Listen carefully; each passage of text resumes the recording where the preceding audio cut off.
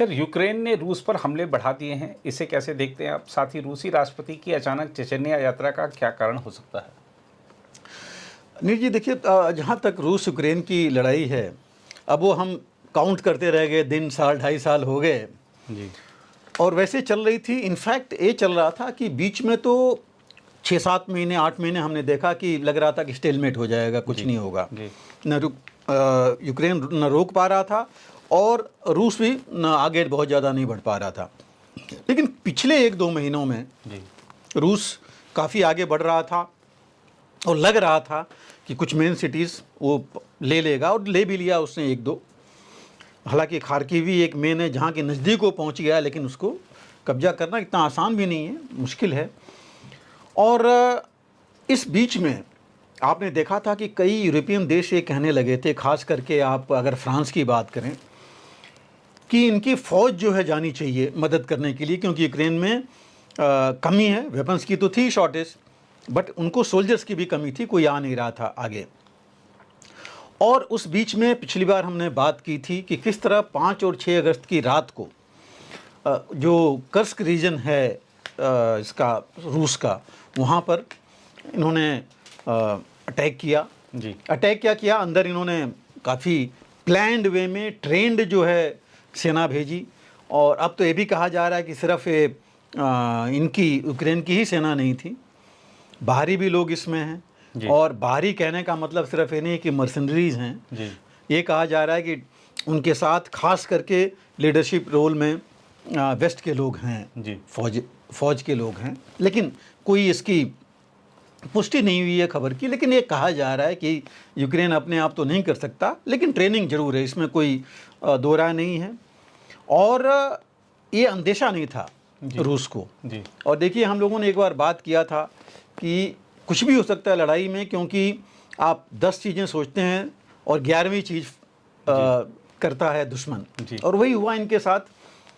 हालांकि इतना लंबा जो इनका 3000 किलोमीटर से ज़्यादा का जो बाउंड्री, जो इनके साथ बाउंड्री है यूक्रेन के साथ, हर जगह तो ये कर नहीं सकते थे, लेकिन ये एक रीजन था जो खाली था और जहाँ इनको लगा वेस्ट को या नाटो को कि ये अंदर जा सकती है इनकी यूक्रेन की सेना, तो इन्होंने वो किया। और देखिए, अभी 15 दिन हुए उनके, 16 दिन रादर, आज अगर आप ले लें 5-6 की रात और आज। और इस बीच में उन्होंने तकरीबन 1260 स्क्वायर किलोमीटर का एरिया कब्जा कर लिया है। कब्जा क्या किया, अंदर पहुंच गए हैं जी। 93 सेटलमेंट्स ले चुके हैं। और जेलेंस्की ने कहा था कि 2 जगह उन्होंने अपने मिलिट्री जो प्लाटून पोस्ट हैं वो भी बना दी हैं। और एम इनका है कि वहाँ डिफेंसेस बना लें जी। जहाँ तक पहुँचे हैं, कि बाद में इनके वो काम तो आएगा ही जब भी बार्गेनिंग होगी। और हम लोग पहले भी बात कर चुके हैं, चाहे अगर 20 किलोमीटर भी अंदर अभी पहुंचा है यूक्रेन और रूस भले उनके 1000 किलोमीटर अंदर हो, ये 10 किलोमीटर भी बहुत फ़र्क डाल सकता है बिल्कुल नेगोशिएशंस में। तो ये बहुत बड़ी चीज़ है। और सूजा उन्होंने कैप्चर कर लिया है टाउन, जो कहा जा रहा है। 3 ब्रिजेज भी इन्होंने नष्ट कर दिए हैं। लेकिन इसके साथ देखिए, जो इन्होंने सोचा था पहले, एक बहुत बड़ी एक मैं कहूँगा एक बहुत बड़ा तमाचा लगा तो है पुतिन के ऊपर। लेकिन लोगों को ताज्जुब हो रहा है कि पुतिन ने जो रिएक्शन होना चाहिए था, इतना बड़ा रिएक्शन नहीं किया इसके खिलाफ। जी। लोगों ने सोचा कि वो एक बाइक बहुत कुछ कर देंगे यहाँ के लिए। अभी जो न्यूज़ उनकी देखिए, कल पुतिन ने बोला है अपने फोर्सेज को 1 अक्टूबर का टाइम दिया है कि 1 अक्टूबर तक जो है आप इनको निकालो। रोक जरूर दिया है उन्होंने, अब नहीं बढ़ पा रही है यूक्रेन की सेना आगे। काफ़ी उन्होंने नष्ट किए हैं टैंक और आर्मर्ड पर्सनल कैरियर। रूस का कहना है कि तकरीबन 3000 सैनिक इनके मारे जा चुके हैं यूक्रेन के। लेकिन इंडिपेंडेंट किसी ने इसकी पुष्टि नहीं की है, कंफर्म नहीं किया है। लेकिन देखिए, ये तो होगा क्योंकि जब इतने अंदर गए हैं, वो काउंटर अटैक कर रहे हैं, तो उसमें नुकसान तो हुआ होगा ज़रूर, इसमें कोई दो राय नहीं है। और इसके साथ साथ यूक्रेन ने रूस के कुछ एविएशन बेसेस जो हैं उस पर भी अटैक किया है, जी। क्रीमिया पर वो कर रहा है। लेकिन अल्टीमेटली देखिए बात वही आती है कि अभी भी पुतिन ने वो रिएक्शन नहीं किया जो ये चाहते थे कि सेना कहीं और से शिफ्ट करके वहाँ ले आएंगे, जी। वो उन्होंने नहीं किया। अभी भी डोनेट्स्क के इलाके में ये आगे बढ़ रहे हैं। और दो जो गांव है, खासकर देखिए दो जो एरिया हैं मेन, एक पोक्रोव्स्क का एरिया है, डोनेट्स्क रीजन में ही है, और टॉरस एरिया है। दो मेन एरियाज हैं जहां पहुंचने के बाद अगर वो कैप्चर कर लेता है रूस, तो ये उसके लिए बहुत बड़ा वेंटेज पॉइंट हो जाएगा यूक्रेन के अंदर दबाव डालने के लिए। उनके मिलिट्रीज हेडक्वार्टर्स खास करके जो वहाँ के लोकल हैं उनको जो है उनके ऑब्जर्वेशन के लिए और डिस्ट्रक्शन के लिए बहुत कुछ वो कर सकता है। तो इसलिए जो है इसमें मैं ये कहूँगा कि बहुत ज़्यादा तो फ़ायदा मुझे नहीं दिख रहा है यूक्रेन को, क्योंकि कुछ लोग ये भी कह रहे हैं, वेस्ट के भी कह रहे हैं कि यूक्रेन को मिला क्या, अंदर तो चले गए। इससे अच्छा था कि इतनी फोर्स दे करके अपना इलाका इन्होंने लिया होता, जिस पर इनका कब्जा होता। अगर वहाँ से अभी देखिए, अभी नहीं 1.5 महीने का टाइम अगर रखा है पुतिन ने, अगर इनको वापस कर दिया वहाँ से, फिर इनके पास कोई फ़ायदा नहीं होगा। कुछ नहीं हुआ तो अगर अपना इलाका लेते इसी तरह करके तो फ़र्क पड़ता। हाँ, फ़ायदा ऐसा नहीं कि कुछ नहीं हुआ, मोराल पर फ़र्क पड़ा है, इनके ट्रूप्स पर, इनके लोगों पर। हालांकि अभी भी जो वहाँ पर सर्वे हुआ है, और ये कीव इंडिपेंडेंट का सर्वे है न्यूज़पेपर का जो उन्होंने यूक्रेन में किया है, अभी 32% लोग कह रहे हैं कि भाई भले कुछ देना पड़े रूस को, लेकिन ये बंद कराओ जंग। जो पहले 10% था, 32% कह रहे हैं। लेकिन हो सकता है थोड़ी चेंज इस वजह से हो, लेकिन बहुत फ़र्क तो मुझे नहीं लगता कि पड़ने वाला है। दूसरा, यूक्रेन ये कह रहा है कि हम कर सकते हैं, हम रूस के अंदर जा सकते हैं। वेस्ट को एक मौका मिला कि हाँ, रूस ऐसा इनविंसिबल नहीं है कि उसके अंदर भी अटैक किया जा सकता है।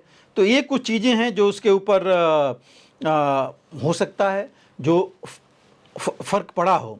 लेकिन हम कहेंगे मटेरियल टर्म्स में कोई ख़ास फ़र्क नहीं पड़ा, क्योंकि जितनी इन्होंने फोर्स वहाँ लगाई, उस फोर्स में बजाय 20 जो अभी कह रहे हैं कि करीब 25-30 किलोमीटर अंदर चले गए हैं रूस में, अगर 25-30 किलोमीटर या ये 1260 किलोमीटर की अपनी टेरिटरी ले लिए होते तो ज़्यादा फ़र्क पड़ता उससे। वो जो है ज़्यादा मोराल बूस्टिंग इनके लिए होता। रूस ने किया ज़रूर है, थोड़ी बहुत फोर्सेस जो ज़ैपोरिज़िया साइड की हैं, उधर की कुछ फोर्सेज या खार्किव की थोड़ी बहुत फोर्स इधर ले आए हैं वो। और अभी देखिए बेलारूस भी वहाँ एक्टिव हो गया है फ्रंट पर। चेचन फाइटर्स इनके लिए, रूस के लिए पहले से इनके साथ हैं, वो इसके खिलाफ लड़ रहे हैं यूक्रेन के, वो गए हैं चेचन में अगेन। तो हो सकता है कि ये भी एक उनका कारण हो। तो एक दो तीन चीज़ें कुछ हैं जो कि इसके ऊपर मुझे नहीं लगता कि बहुत फ़र्क पड़ेगा। हाँ, ये भी है कि जो रूस के मिलिट्री प्लानर्स हैं या थे उस समय उस इलाके के, उनकी प्लानिंग ज़रूर जो है ठीक नहीं थी, क्योंकि उन्होंने कभी सोचा नहीं, अप्रिशिएट नहीं किए कि ऐसी चीज़ जो कर सकता है। तो वेस्ट का मोराल ज़रूर अप है कि ये हो जाएगा। और जैसे जेलेंस्की कह रहे हैं कि हम बफर जोन बनाएंगे, लेकिन देखिए बफर जोन बनाना इतना आसान नहीं है। जैसे मैंने कहा, अगर वो खुद ही चारों तरफ से अगर घिरे हुए हैं तो बफर जोन इतना नहीं आसानी से नहीं बना सकते। बार्गेनिंग के लिए यस, कल को अगर पीस प्लान होता है तब हो सकता है, लेकिन बहुत ज़्यादा फ़र्क नहीं पड़ेगा। 18% टेरिटरी उनकी रूस ने ले रखी है, तो ये 0.some% लेकर के इतना फ़र्क तो नहीं पड़ेगा। दूसरा जो सवाल इसमें है चेचनिया का, देखिए चेचनिया जो है उसके बारे में हम सब जानते हैं। चेचनिया की 2011 के बाद अभी गए हैं पुतिन वहाँ पर, और पहले जो है चेचनिया और रूस के बीच में बड़ी लंबी लड़ाई चल रही थी।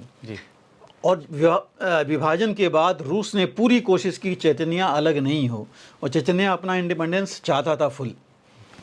और चेचनिया की इम्पोर्टेंस देखिए, सबसे बड़ा यही है कि वो तो माउंटेनेंस रीजन में है, जो ऐसी जगह पर है जो वहाँ पर ये मिडिल ईस्ट का जो जितना ट्रेड है या जो रूट है रूस से, और बहुत इंपॉर्टेंट रूट है वो, देखिए मिडिल ईस्ट के लिए जाने के लिए वो जो है कॉकेसस रीजन का बहुत इंपॉर्टेंट है रूस के लिए। और इसी वजह से पुतिन तो हैं ही हैं शुरू से, उन्होंने कभी ये होने नहीं दिया कि चेचन्या अलग हो, लड़ाई जारी रही और अल्टीमेटली उन्होंने अपने ही एक प्रोटेजी को वहाँ पर रखा हुआ है जो कि हमेशा से वो मदद करते रहे हैं। और ये अनअनाउंस्ड विजिट हुई है, तो ये भी देखा जा रहा है कि लोग तो यहाँ आए कह रहे हैं कि उनके यहाँ रूस अंदर घुसा है और ये वहाँ गए हैं जी। तो इससे भी कहा जा रहा है कि उनको चिंता नहीं है यूक्रेन के आने का, कि उनको पता है कि वो बाहर निकालेंगे उसको। ये भी कहा जा रहा है कि अभी तक चेचन जब गए हैं चेचनिया में 47,000 चेचन्स गए थे इनके साथ लड़ाई में यूक्रेन के, 9,000 अभी कुछ महीनों में गए हैं। और इन्होंने बोला भी है कि आप लोगों की वजह से जो है हम सेफ हैं जी। पुतिन ने वहाँ पर बोला है, चेचन फाइटर्स को बोला है। तो इसलिए जो है ये इम्पॉर्टेंट है। इम्पॉर्टेंट इस वजह से भी, जैसे मैंने कहा ट्रेड रूट तो है, वहाँ पर बड़ी इंपॉर्टेंट मिनरल्स हैं, पेट्रोलियम प्रोडक्ट क्या भंडार हैं वहाँ पर, तो इसलिए वो चाहेंगे नहीं कभी कि जो है वो जाए इनसे अलग हो।